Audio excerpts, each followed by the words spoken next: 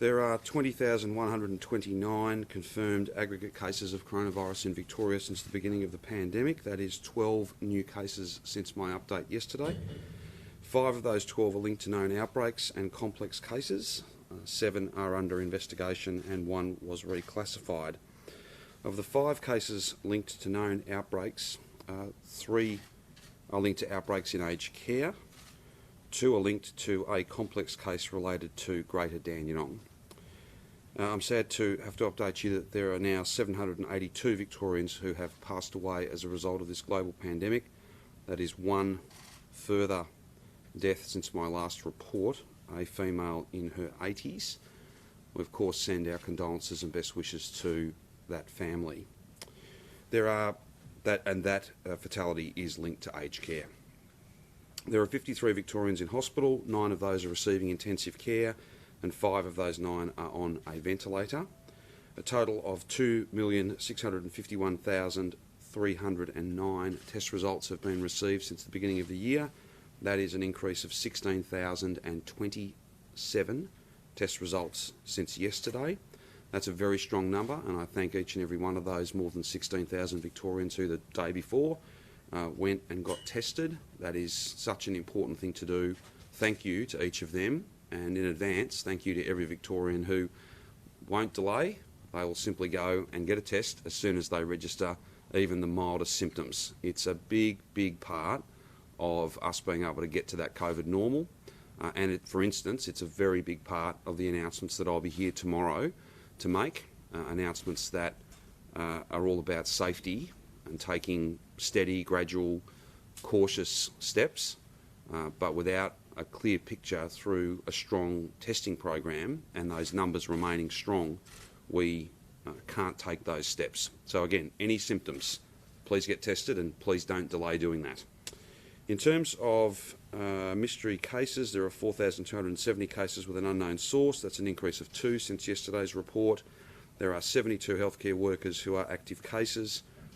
We wish them well and we thank all of them and their colleagues for the work that they do. There are now 444 active cases across the state, so that number continues to come down. Regional metro split. There is 1 case in a regional local government area under the 3rd step. The total number of active cases in regional Victoria is 10, and the rolling 14-day average to 25 September is metro 23.6 and regional just 0.8. Everyone will of course recall that in order to take the next step tomorrow, we had been targeting a 14-day rolling average that was between 30 and 50, so it is fair to say that we are somewhat ahead of schedule, but we'll make further announcements tomorrow around those matters. Active cases in disability facility settings, there are 4, that remains constant, they're all staff members. Active cases in aged care, some 231 active cases. If I can now, I think that's all in terms of data of the day. There will be a Chief Health Officer's release that will go out soon. Now I want to turn to a couple of other matters. Firstly, as you're aware, Jenny Mikakos resigned this morning. I believe that was the appropriate course of action for her to take. I want to take this opportunity to thank her for her dedicated service, for her hard work. She's a very, very hard-working person, and I'm grateful to her for her efforts.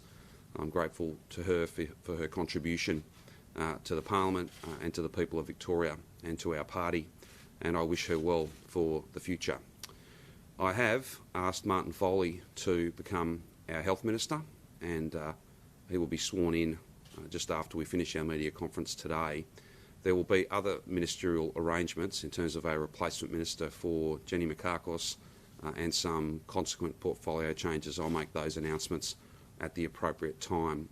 But I thank Martin and I acknowledge the hard work that he has done as a DHHS Minister in the portfolios of mental health and others, and I think that he is well equipped to be right at the forefront of our fight against this virus, and in my experience he has the skills, the background and the absolute will to see this strategy through.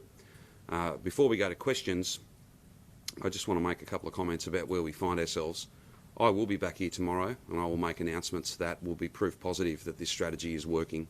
I know it's not easy. I know it's tough on many, many people.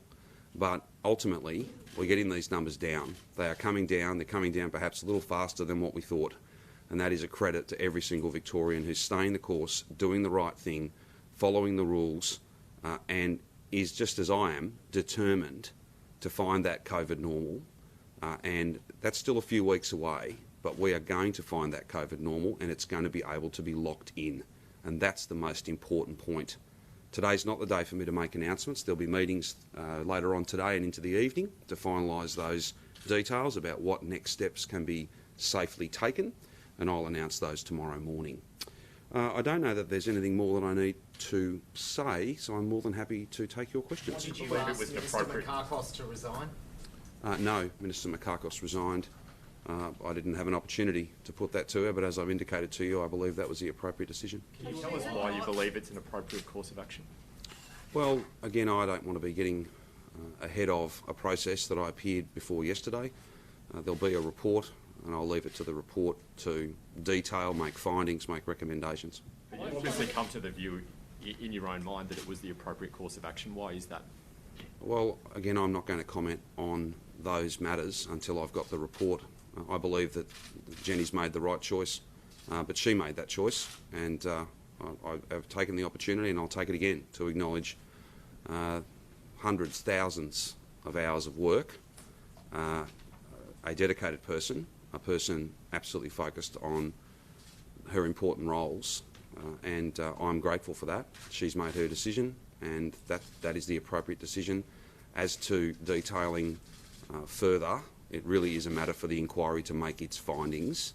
It is a matter for the inquiry to come to conclusions, to make recommendations, and as you know, that is not today. That will be in about 5 weeks' time. Yesterday you made it clear that... Would you have asked for it? Well, again, she has resigned, so that didn't really become an issue. Was she given an ultimatum by your office last night to consider her position? No, I don't believe that's accurate in any way. Yes, I did not speak with the Minister before she resigned, and I have not spoken to her since. She sent me a text. She's resigned. She's no longer a Minister. What did she say in the text? Well, I think you would understand that I'm not necessarily going to be going into those details. It was simply to inform me of the fact that a letter had been sent. I was already aware of that. She hadn't called you? You didn't speak to her by phone? Simon, as I've just said, and I don't know that I could be any clearer, I did not speak to her, and I have not spoken to her since. Do you have confidence in the other ministers that have appeared before the inquiry? Let's do it one at a time. Throughout the hotel inquiry, we've heard the words shared accountability. It's been said over and over and over again. Jenny Makakos has resigned. Yes. Who else has to go? Well, I've not made the point about shared accountability. I've made the point repeatedly about the ultimate accountability is with me. In terms of the decision that Jenny's made, that decision is made. And now a new health minister will be sworn in, and we will continue the very important work that we have to do. This pandemic doesn't take a break. It doesn't rest. We can't either. We've got to push forward and get this strategy done, get these outcomes delivered, and that's exactly what I'll be here tomorrow to talk about. She's adamant that she's not to blame for the entirety of this failure. Well, again, that's a matter. She's free to make comments. She's free to have a view. And with respect, I am free, and I believe that it is appropriate for me to wait for the findings of the Board of Inquiry.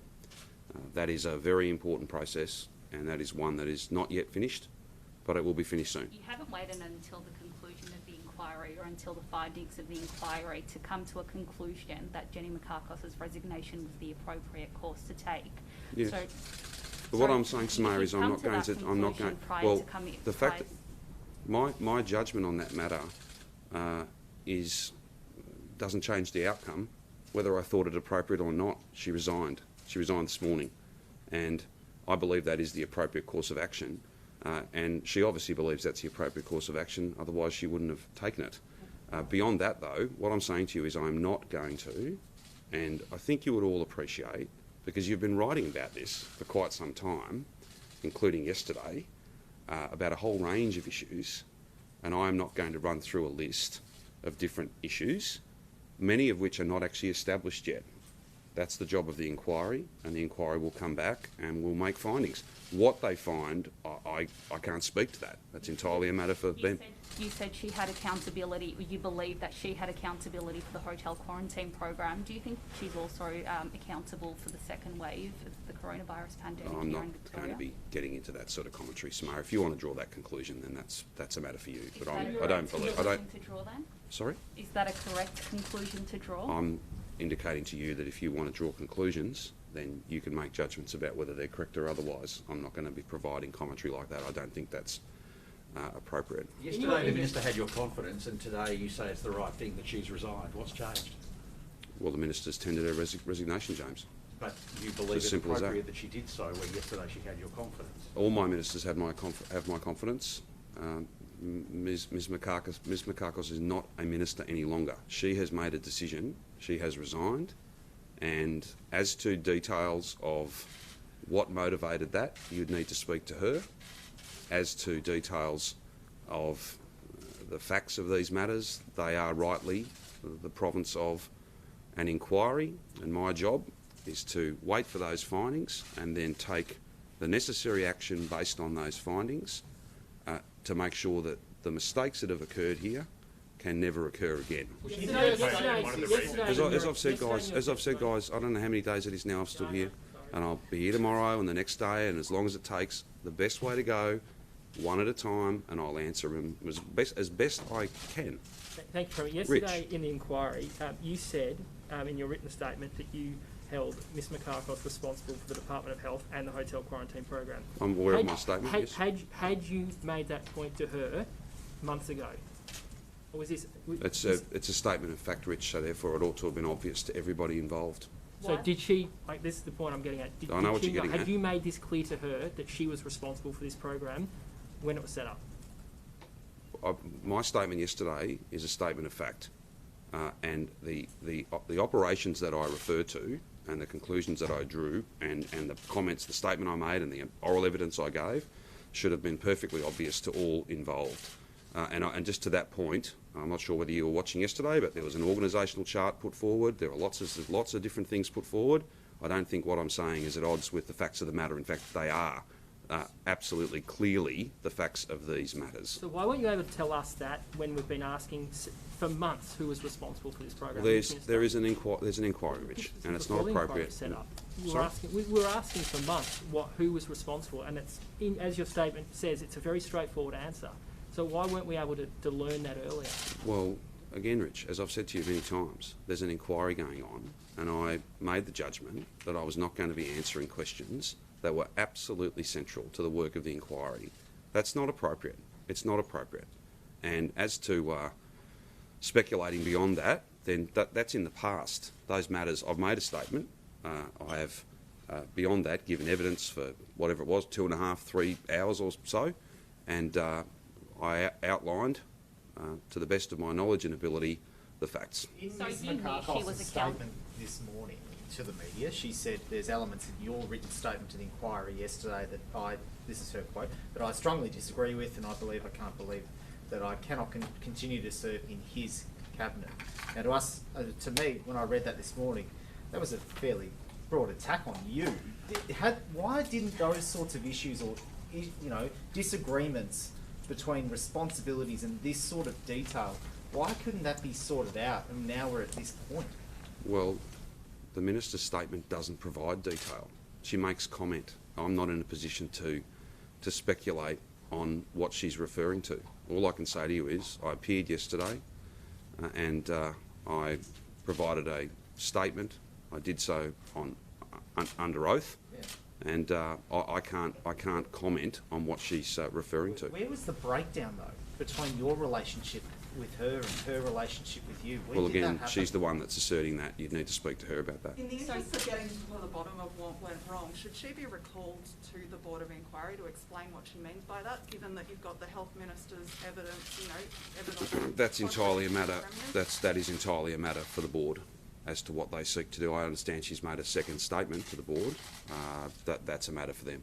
So do you believe that she was accountable for the hotel quarantine program? We've asked you this question on multiple occasions. You haven't answered. In PAEC and on several other occasions, Jenny Mikakos has consistently said it was shared accountability and it wasn't her sole responsibility.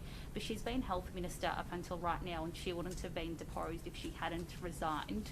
I guess, why were Victorians putting up with a Health Minister who didn't even know what her job was or her role in the hotel? Samaya, the minister's resigned. I've indicated to you I believe that's an appropriate decision to have been taken. A new Health Minister will be sworn in, Minister Foley, in just a few moments, and that's what I'm focused on. That's what I'm focused on. You've got obviously a very important job to do, but it is a slightly different job to the one I do. I'm focused on getting on and making sure that we've got very positive news for people tomorrow and a series of safe steps that I'll outline then. When did you first realise that she wasn't aware of her full accountability of the hotel quarantine program? I couldn't say exactly when I became aware of that, but her statement today speaks to that. Her evidence at the inquiry speaks to that. I'm not, to be honest, Mayor, I've not spent a lot of time trying to work that out, trying to go through the dates of it all. She's the one that's referring to differences, and her statement is her statement, and if you want further information, only she could elaborate on that. I'm not in a position to. Do you still have confidence in the Secretary of your department, Chris Eccles? I do. Chris Eccles is an outstanding public servant, and I have complete confidence in him. Can you clear up some confusion about that? You said that you hadn't seen his email and he hadn't alerted that to Phil Gagens during the inquiry.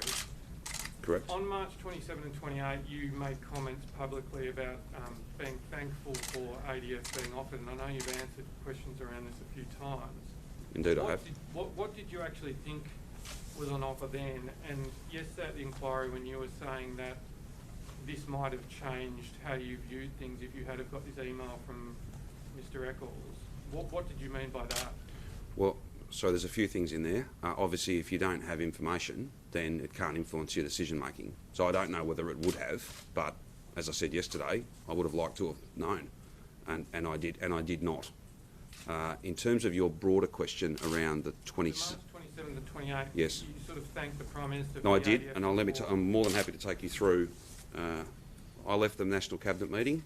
It was very clear to me that we would, and I stress this. I want to stress this very, very carefully, so that if there's anything written tomorrow that might give the impression of criticism, that would be wrong.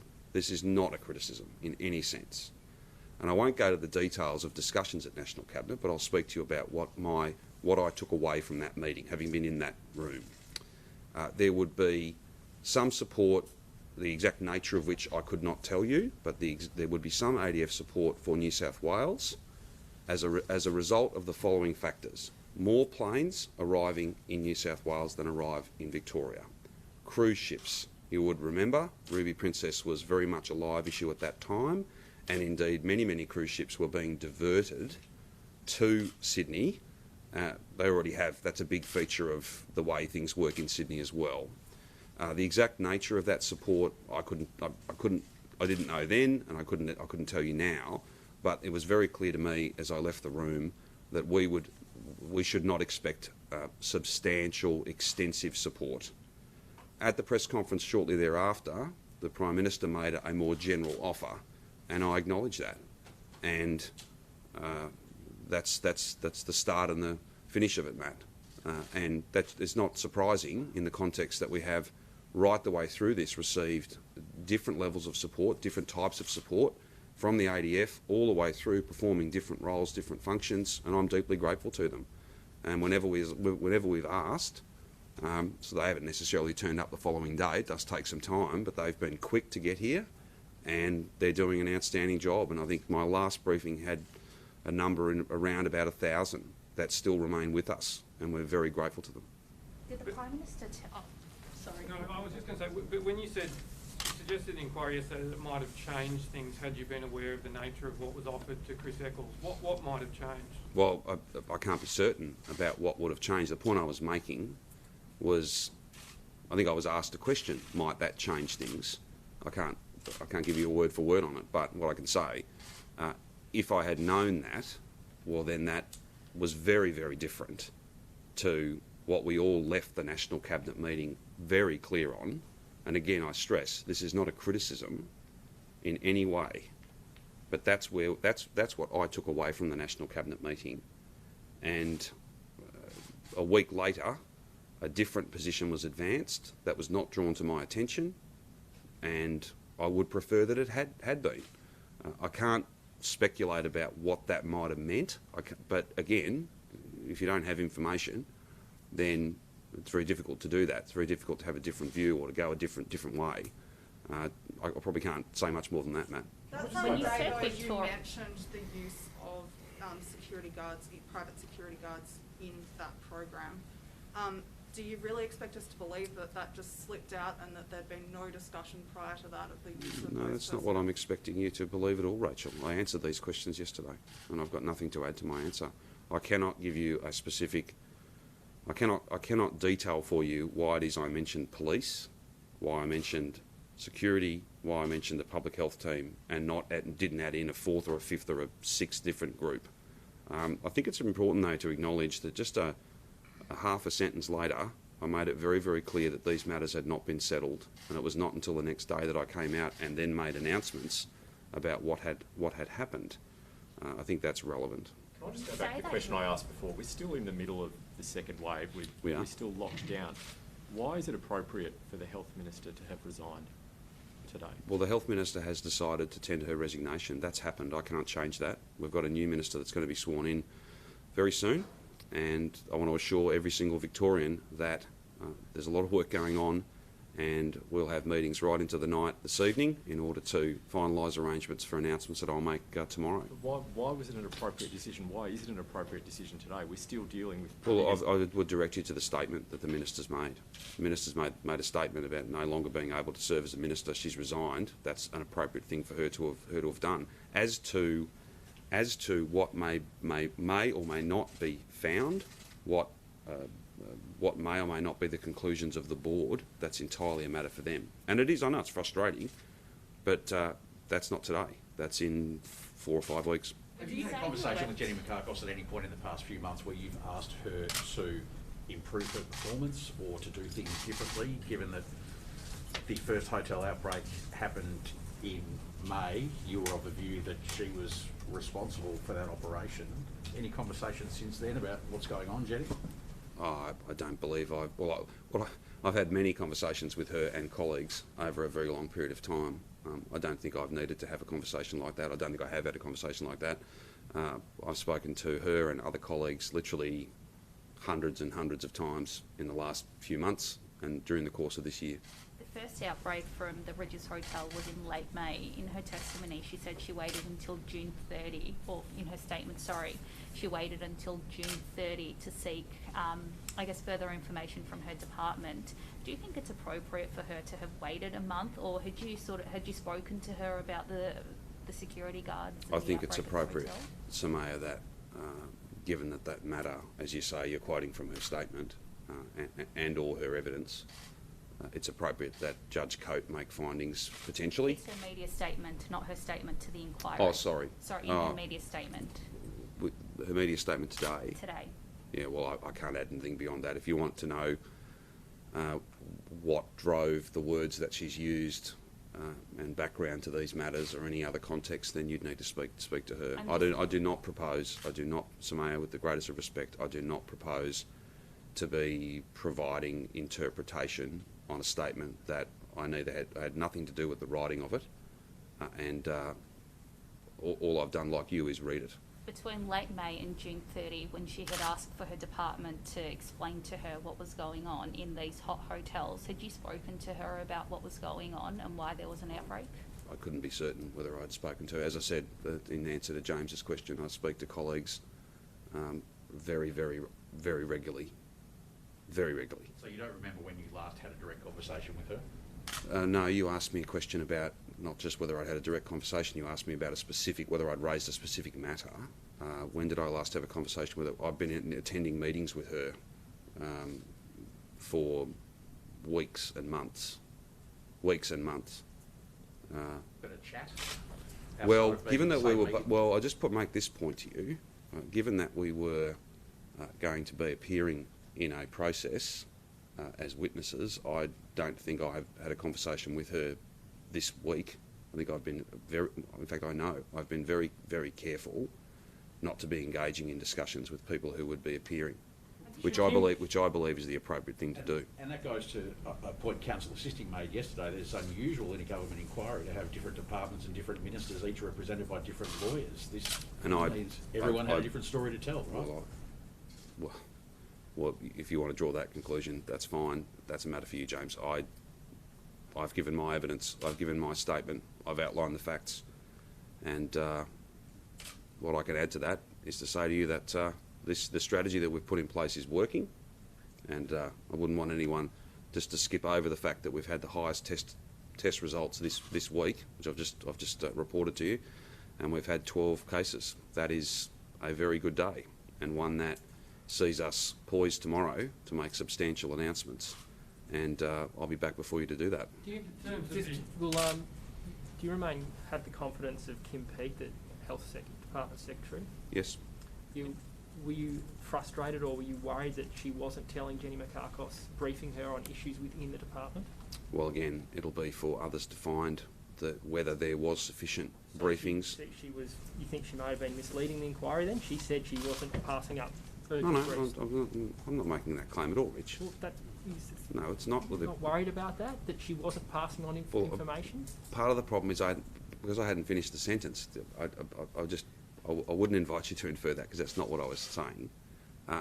As to the adequacy of briefings and the flow of information and all of those matters, I'm going to wait until Judge Coate produces her report, and I'm not in any way directing or wanting to steer where that report goes, but that may well be a matter that she directly goes to. Just in terms of what you said yesterday about Graham Ashton's opinion that police might not be used for hotel quarantine at the very beginning of the scheme, and that DPC had decided that was a different model. He told an AFP officer his text messages showed, and you said that would be unusual, or that wasn't the case. How do you think he got that impression? I can't speculate. I was shown text messages yesterday, and I answered appropriately, accurately, fairly. Again, if you want to know why he composed those text messages the way he did, then you would need to speak to him. I'm not in a position to be able to reflect on that. Is it just a coincidence that he communicated that he had that impression an hour and a half before you gave a press conference mentioning that it was the case that it would be private security guards and not police? Well, no, but see, Rachel, that's not what I said. That's not what I said. You just took me to effectively a quote, and I did not say that at all. The words I used that day included reference to 3 different groups of people. Apologies. So I did not at any point. This is a very important point, and if I can make it, if you're putting it to me that I indicated at any time that police would not be involved, that's simply not right. I did not make that comment.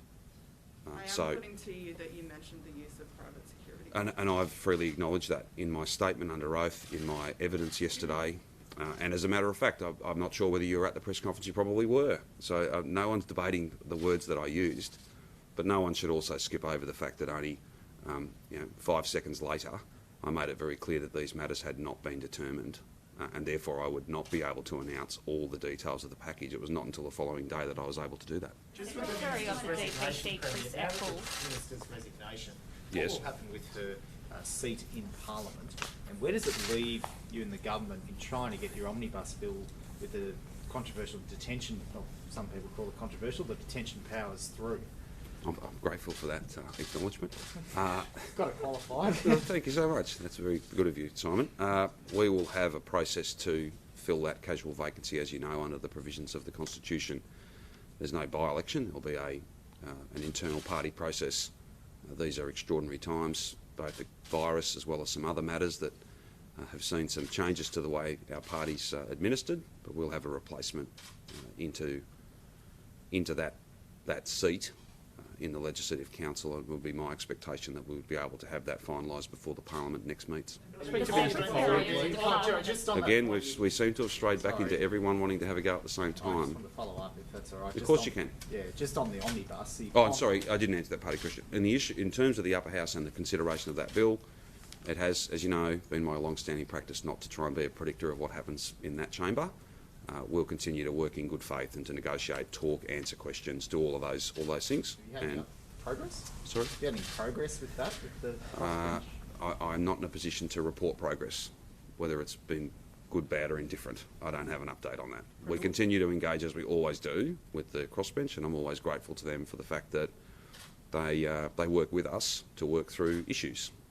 What about on those issues? Sorry, Rich. On those issues, like we've had lawyers come out, the bars come out, 14, 18 different QCs have come out against these detention laws. Yes.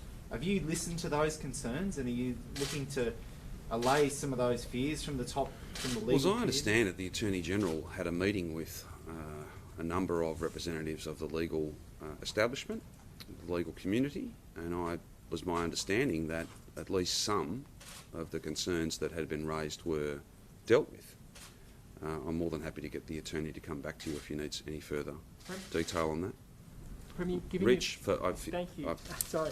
Given you've the local voting rights of members is suspended in the ALP at the moment in Victoria, yes. How will that process of the candidate be chosen? Will that be your nomination to the National Executive? The National Executive will make the final decision, but it will be important that a process is opened up so that people who want to be considered for that position can be. The exact details of that, Rich, I think you would appreciate that. I've tried to answer the question as honestly as I can, but I won't be doing that work. I've got quite enough to go on with dealing with the responsibilities that I have. But it is my expectation that we'll have that vacancy filled before the Parliament next seats. That'll be the aim. Whether that can be achieved really is a matter for others. Could we speak to Minister Foley, please? You absolutely can. Sorry, can I just ask the Premier a follow-up question on that, and then another question? Would you like a woman to replace Jenny Mikakos in Parliament? I think my record in relation to the advancement of women in our party and our government is well known, and ultimately it'll be a matter for the National Executive to determine who should fill that seat.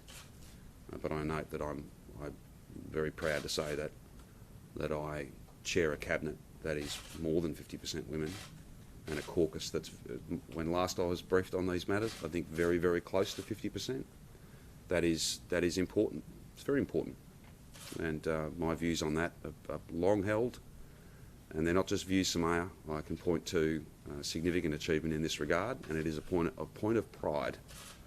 But there are rules in the party. I'm not sure where sometimes they're quite finely balanced in terms of quotas and things being met.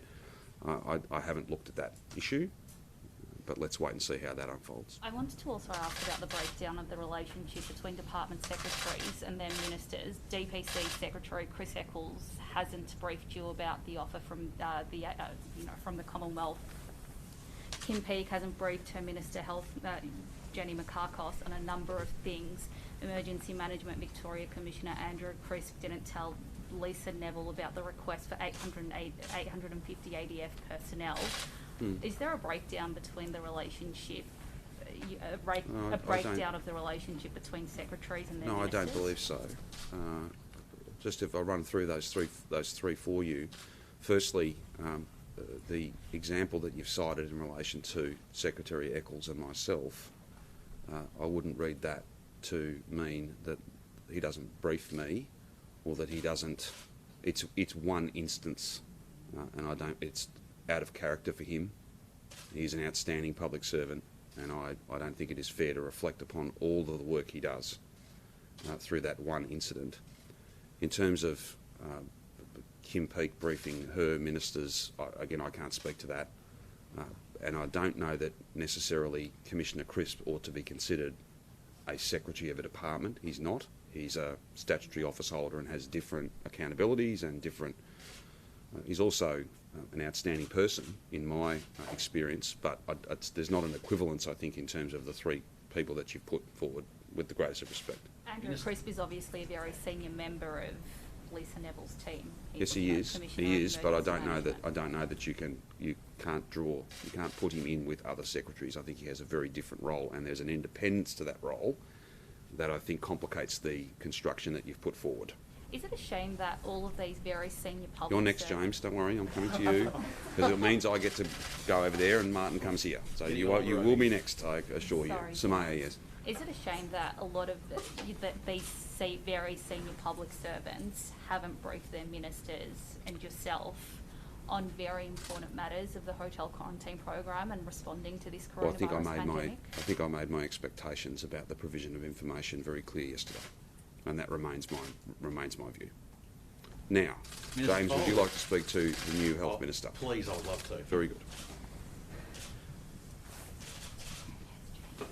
Minister, congratulations. You've just been made Health Minister in a pandemic. Does that feel daunting to you? Well, I haven't yet been made the Health Minister. The Premier has kindly made me that offer, and I'll wait till the Governor goes through the appropriate processes. But we are in the coming off of the second wave of a global pandemic, which Victorians have made enormous sacrifices to get us to the point where we're now on the edge of a significant statement that the Premier will make tomorrow.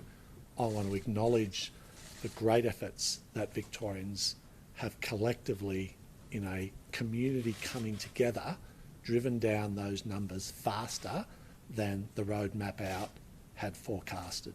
And I think the efforts of Victorians are to be congratulated. The efforts of the Victorian community built on the enormous hard work of our health professionals and the entire public health and private health community that have come together under enormously difficult circumstances to achieve what they have achieved is outstanding. And I look forward to working with those professionals and communities to continue the driving of those infection rates down so we can get a COVID normal, a COVID safe reopening of Victoria underway, and in doing so build the kind of health system that we would expect Victorians want to have to keep those infection rates down, and that's exactly what I'll be doing. Your soon-to-be former portfolios fall within Health and Human Services as well. Have you figured out how to get that department and its secretary to tell you what's going on? I have nothing but confidence in both the Secretary and the Department, and I look forward to continuing a very productive relationship with them. Have you sought assurances from Ms. Peake that she was passing? Have you sought assurances from Ms. Peake that she was passing on all information to you, unlike what was happening with Minister Makakos? I have every confidence that not only Ms. Peake but all the professionals I deal with in the Department of Health and Human Services to provide all the information and support I need. Premier, can we bring you back to the lectern? Sorry, Mr. Frolick. Congratulations. Yes, Simon. Premier Andrews, what? The record will reflect that you congratulated the minister. Yes. Okay.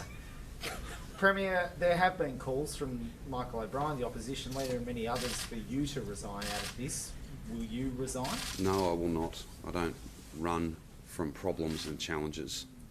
I've got a very important job to do, and that is to continue to get these case numbers down, and then to begin the biggest recovery project that our state has ever seen.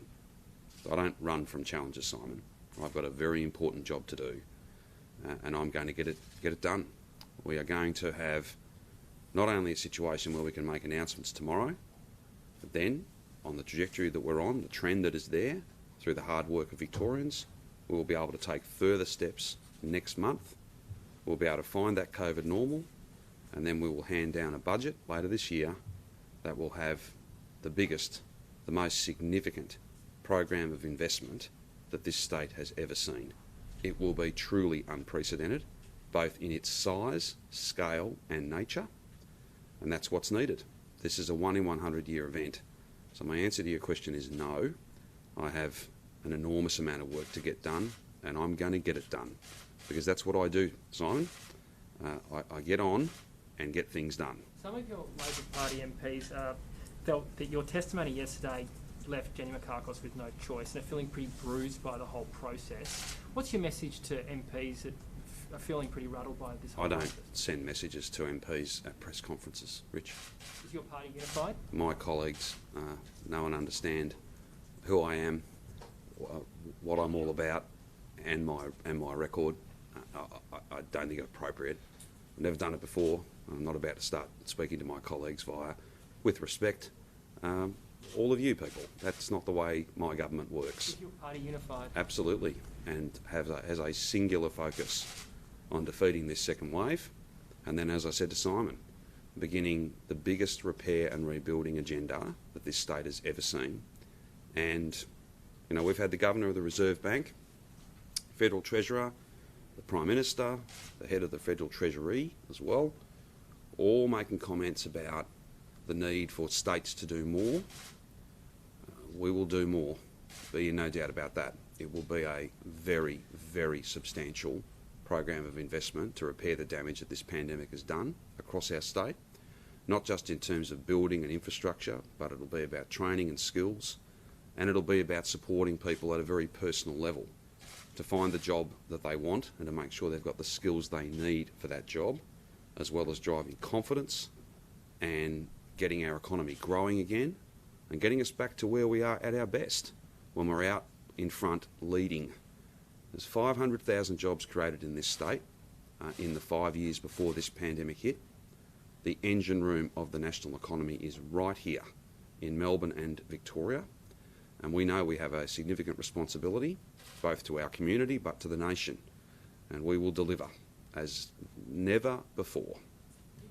Given there's been so much in the inquiry, we've heard about shared lines of responsibility, or is it time to move away from the CCC and go back to a cabinet government for this crisis? No, the CCC is the appropriate way to make quick decisions that are, by the nature of this pandemic, absolutely essential.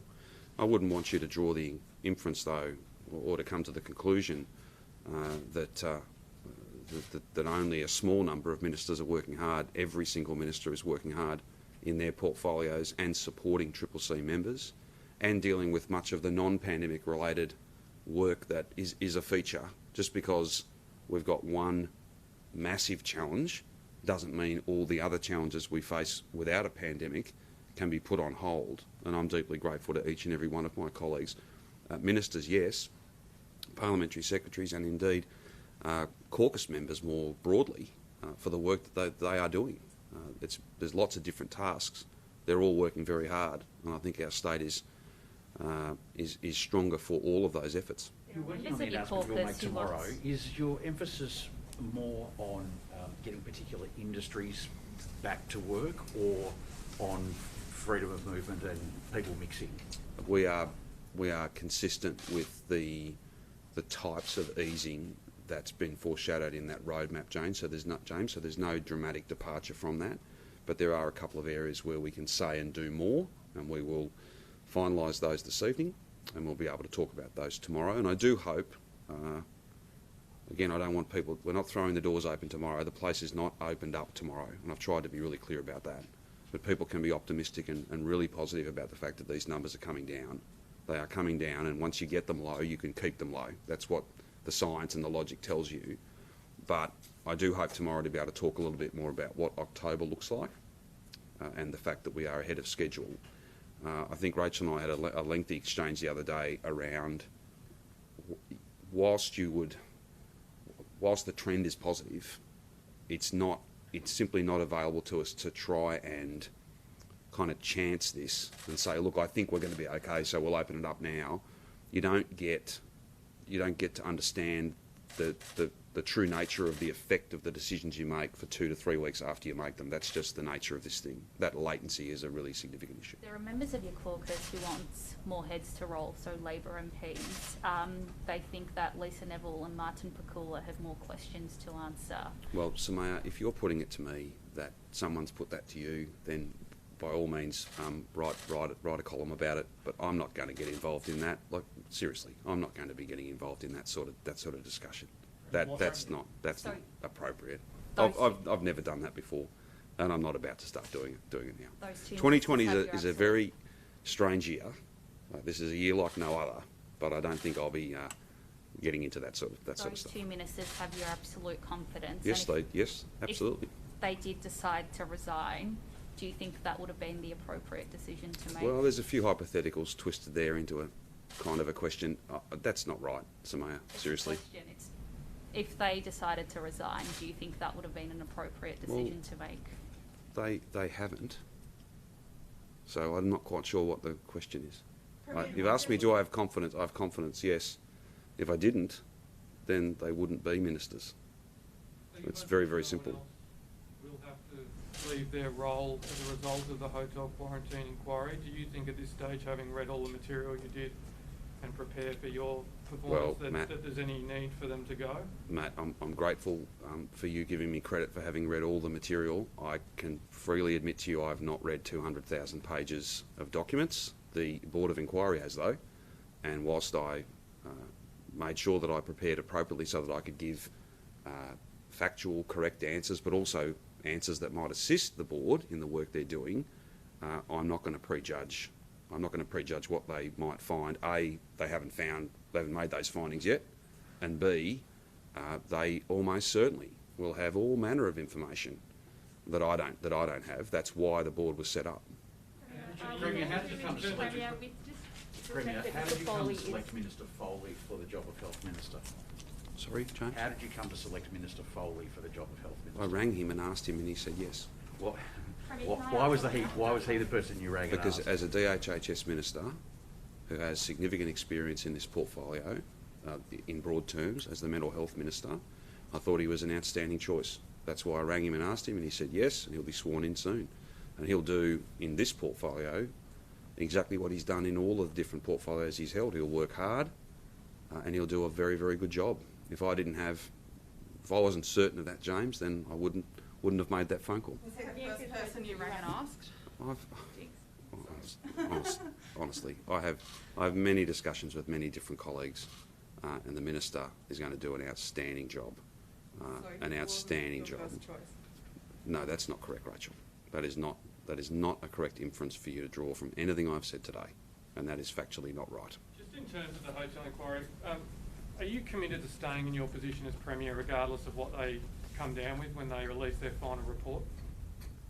I'm committed to the job that I've got, and it's a very, very significant job, and I work hard every day to make sure that I do the best that I possibly can. That's what I'm focused on. What I'll do after the Board of Inquiry's report comes down is I will take the action necessary to make sure that these sorts of errors can never happen again. That's the role I've got. I can't presuppose what those recommendations will be, though, Matt, and I don't think it's appropriate for me to speculate on them, other than to say I think it's almost certain that there will be certain actions, there'll be things that need to happen, and I'll make sure they do. Premier, Jenny Mikakos says it's clear that there were matters that her department should have briefed her on and they didn't, that she's ultimately accountable as minister and she's resigning. You've said that it should be clear who was responsible for setting up hotel quarantine, and you've acknowledged that it's not.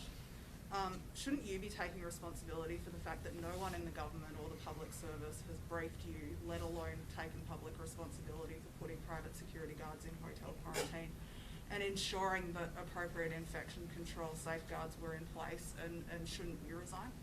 No, I don't think I've dealt with that. In terms of, I just want to make a broader point.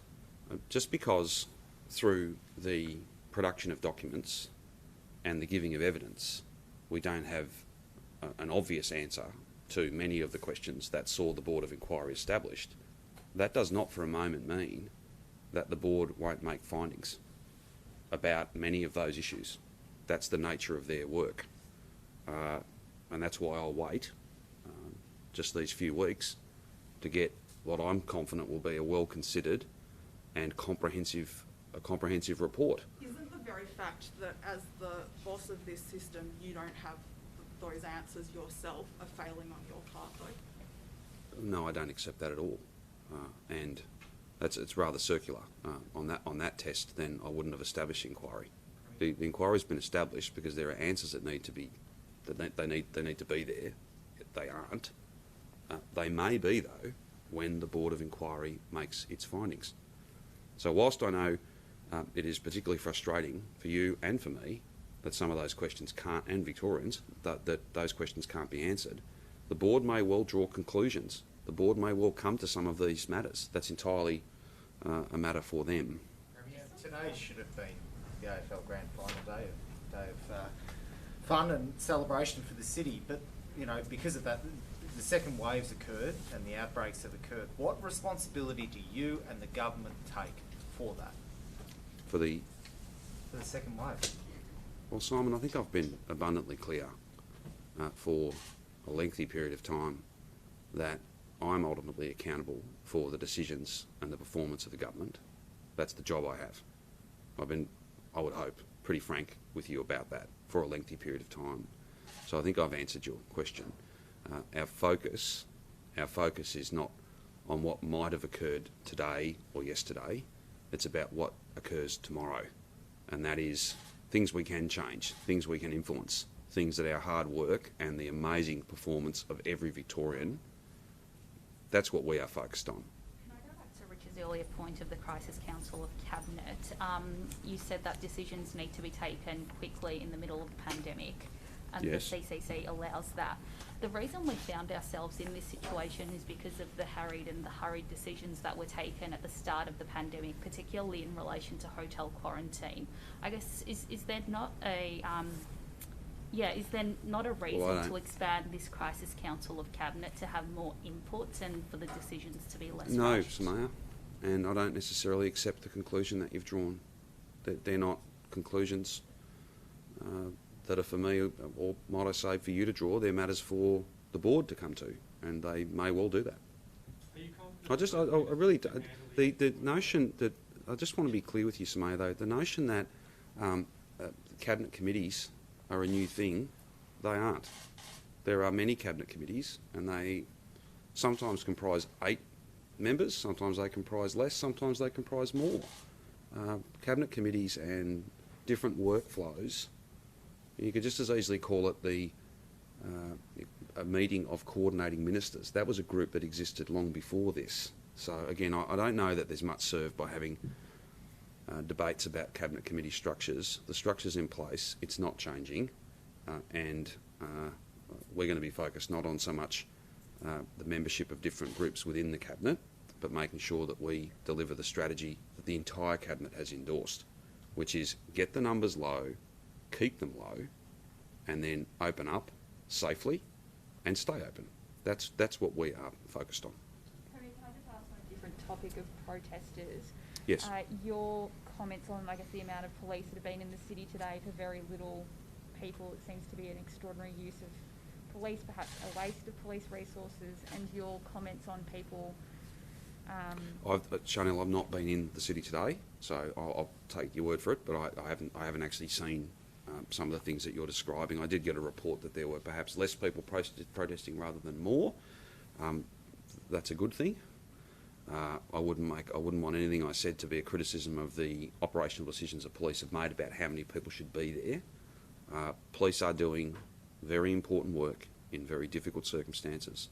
I thank them, all of them, for the work they're doing, and I thank their families as well for the sacrifices that they make. Without those sacrifices, that service is simply not possible.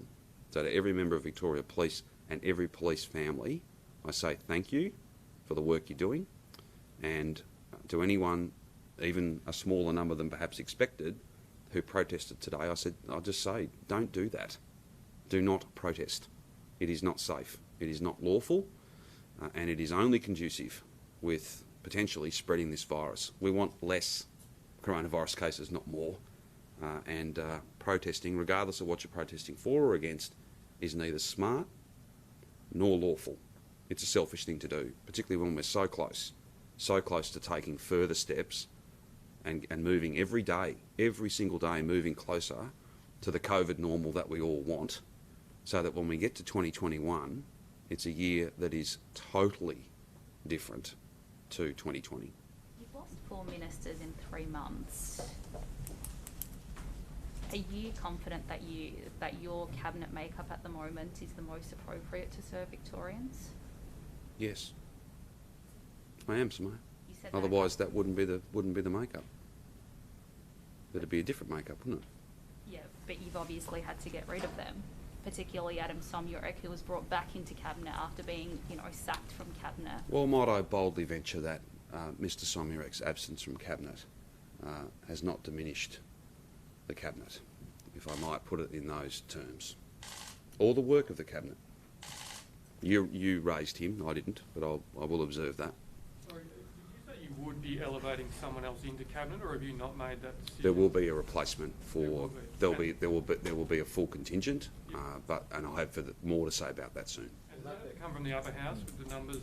I believe that is the case, And will that be for the purposes of constitutional certainty. and will that be from the same? We've been there before. We won't be going back to that place. Will that be from the same faction as Ms. Makakos? Well, the caucus will make a decision, as they always do. Premier, there are reports today that since the 1st of August there have been at least 12 reports made to the Victorian government of positive cases among staff at the 2 quarantine hotels that we still have running. I think they're open for vulnerable community members Yes. who might have COVID or need to isolate. Are casual and contract staff still involved in hotel quarantine? How many of them have tested positive for coronavirus? And what's the government done in terms of tracing whether or not they caught the virus from guests? I'm happy to come back to you on all those matters. The issue around the wildly infectious nature of this, I think, is well known, and there are issues that come directly from that. We've seen, for instance, I reported to you just a moment ago that there are 72 healthcare workers who are active cases, and off our most contemporary analysis of not those 72 but the trend, it'd be fair to assume that at least 50 of those will have contracted the virus in a work setting. Anybody who's working in environments where there is a large number of positive cases, there are obvious risks there. But as to the specifics that you've raised, I'm happy to chase that up. Yeah, I mean, are you concerned, given what we've learnt from hotel quarantine, that we still have contract casual workers? Well, let me come back to you as to the accuracy of that comment. I don't have all the detail to hand in terms of those 2 hotels that you referenced. This is a program that's been reset. It's a different program in that it's not dealing with international travellers. In the main, there may be 1 or 2 where there are compassionate issues and things of that nature, but it's mainly dealing with vulnerable people, and their vulnerability can relate to their circumstances or somebody else in their home, where if they were to try and isolate at home, they might well give it to everybody else in the house, and a number of those people may have underlying conditions, all of those sorts of issues. So leave that with me and I'll have someone come back to you. Sorry, just to clarify, did Jenny Makakos quit by text effectively? Did she No, texted you? no, she'd written to the governor, as is. The first she told you of it was via text? No, I had the letter from. I was informed as to the action she had taken. I was asked a question, have I spoken to her? And I indicated to you no, but for the purposes of completeness, she had sent a text to me some hours after that. Did she try? I was well aware of the steps she'd taken. Did she try and call you last night? Did you have a missed call from her? No. Although I was on the phone quite a bit about all manner of different things, but no, I don't believe so. Did the steps she took come as a surprise to you after the evidence you gave yesterday? I don't know that this is a consequence of evidence I gave yesterday. I don't know that there's a link. I gave evidence that was under oath. She said there's a link. Well, then you'll need to speak to her about how it is she came to that view. I really can't offer anything more than that. I gave evidence yesterday. I prepared a statement that had been prepared well before then, but to which I attested yesterday, was made available to the inquiry, and I don't necessarily think I can add much more than that. Have we come? No, Oh. James Molino hasn't had a go. Well, Samaya, if He's you're travelled wanting to to us give the an Deputy hour and a Premier a half. go, then you can, or I can call for any further questions. If there are no further questions, being no doubt, I will see you tomorrow.